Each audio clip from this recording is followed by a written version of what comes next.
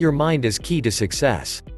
Learn best mind hacks secretly used by some of the top billionaires, like Jeff Bezos, Bill Gates, Mark Zuckerberg, Bernard Arnault and some of the famous celebrities. Click the link in description to learn best mind hacks to get rich and to be successful in your life. Take action now. So, let's start the video. Today you still have a real chance to turn your dreams into reality, to make yourself into exactly what you want to be, no matter who you are or where you start from. Some people might disagree with me about that, but I know it's true. That's why we should be doing everything we can to make the most of the opportunities that have been given to us. Yes, we still live in the age of opportunity, but let's look for a moment at some of the important changes that have taken place in the world. For one thing, there are more people throughout the world who have access to the spectrum of technological advances. They have cars in their garages, computers, satellite dishes, all of it. And I say good for them, because when you've worked hard for it, and you've finally gotten it, having a lot of nice stuff is fun. But I also say take care, because the stuff that really matters can get buried under everything else. The right stuff can get smothered under all the plastic and shiny metal. The inner resources that will sustain you when the clock strikes midnight and the carriage turns into a pumpkin, those inner resources can start to get lost. And what you've got becomes a little less important than what you are. I'm talking about character now. Does it seem to you that a lot of people are succeeding these days without the benefit of a strongly developed character? It does seem that way to me sometimes, but I think some very positive signs are beginning to appear. I think we're starting to realize that we'd better remember what got us this far if we expect to go any farther. So I'm going to tell you where the word character comes from, and I'd hope it has as big an effect on you as it did on me. But first I want to just quickly mention the origins of another word that people often confuse with character, just to clarify the differences. That other word is charisma, and I think that it's often confused with character today. Charisma is derived from a Greek word meaning an ability to elicit favor in other people. It's a magnetic quality of personality that people respond to as if it were magic. Charisma is almost like a magic wand that confers power over others. But character has a very different origin. Character comes from a Greek word meaning chisel, or the mark left by a chisel. And of course a chisel is a sharp steel tool used for making a sculpture out of a hard or difficult material like granite or marble. And a chisel is also used for stripping away waste material from an object, stripping away stuff that might get in the way in order to get down to the essential thing, the thing that really matters.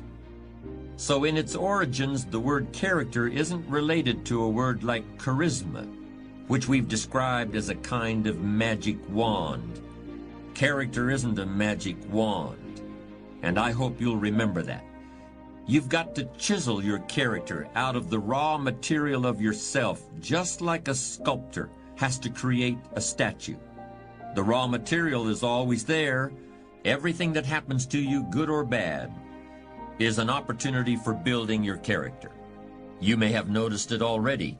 In both its definition and its derivation, character doesn't refer to other people. It doesn't refer to having power over other people or getting other people to follow you or gaining favor with other people. Character is something that you have and that you are. You could be marooned on a desert island and your character would still be important. In fact, it would likely be very important in that situation. But charisma wouldn't do you any good at all. Charisma requires the presence of others, while character is all about you. Character is the person you are after you've chiseled and have gotten past all the unnecessary material to what's underneath. A really charismatic person can make people believe there's pie in the sky, or that the sky is going to fall tomorrow, one just as easily as the other. By creating these expectations, charismatic individuals can indeed energize and inspire others, or terrify and demotivate them, until the overblown scenarios are proven false and the charisma runs out. But a person of character doesn't need to be anyone's Pied Piper, and isn't comfortable in that role. Instead, he or she looks within for the true source of inspiration and energy. A charismatic person can inspire devoted or even fanatical loyalty, but this can all too easily turn into an unconscious sense of dependency, and that can make matters difficult when the leader is no longer available. Like a charismatic coach, effective during the glory years, but when he leaves the organization, there is a sense of abandonment, and the team may never achieve anything like its prior success. Powerful personalities often resist delegating authority, but it's an attitude of character for a leader to refrain from making himself or herself the indispensable heart and soul of an organization. Charismatic people have to keep pulling rabbits out of the hat. The magic of their presence has got to keep expressing itself, or people might start wondering where it went. Worse yet, they might start getting bored. One of the biggest pitfalls for a charismatic leader comes straight from his or her ability to inspire love and devotion. And this is the last point I want to make. In order to bask in the warm glow of a leader's approval, people may become reluctant to voice disagreements. There are people who become isolated because subordinates are afraid of them. But the same isolation can occur as a result of misplaced affection. People of character are usually well loved by everyone around them, but they make it clear that their own first love is for the truth, even if it hurts. And I want to close this discussion with a comparison between two historical personalities. Alexander the Great was undoubtedly the most charismatic leader who ever lived. He lived only to the age of 33, but he personally led his armies into one victorious battle after another. It wasn't always easy, however. Alexander's willingness to put himself in danger, his gift for oratory, and his genius as a military tactician inspired fanatical loyalty from his troops. But even they grew weary after years of constant warfare. More than once, they threatened to mutiny and return to Greece. But until they reached the malaria-ridden jungles of India, Alexander was always able to rally them for one more battle. He believed that he was a god, and that his wars of conquest demonstrated his divine power to the rest of the world. When he died in the ancient city of Babylon, his body was transported across the desert to Egypt in a golden hearse, drawn by scores of horses. Yet no one worships Alexander today.